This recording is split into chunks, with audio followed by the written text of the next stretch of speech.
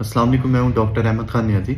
आज इस short video के अंदर डिस्कस करेंगे कि वो कौन सी खुराक है जिसको इस्तेमाल करते हुए बआसानी आप अपना घरेलू सतह पे कोलेस्ट्रॉल लेवल खुद से कंट्रोल कर सकते हैं। तो इसके लिए सबसे पहले डिस्कस कर लेते हैं दलिया। दलिया जो है आपकी फाइबर की रिक्वायरमेंट को भी पूरा कर देता है, जैसे कि जौ का दलिया हो गया। आपकी बॉडी को ऑलमोस्ट 35% फाइबर की रिक्वायरमेंट होती है, तो इससे ये रिक्वायरमेंट भी पूरी हो जाती है और आपका वज़न भी नहीं बढ़ता और आपका कोलेस्ट्रॉल लेवल भी कंट्रोल में रहता है। इसके बाद बीन्स यानी कि फलियाँ, मटर हो गया, लोबिया हो गया, ये खाने से आप कोलेस्ट्रॉल कंट्रोल कर सकते हैं। नट्स में मूँगफली, बादाम हो गया, ओमेगा 3 फैटी एसिड की रिक्वायरमेंट भी पूरी हो जाती है और आपका कोलेस्ट्रॉल लेवल भी कंट्रोल लेवल में रहता है।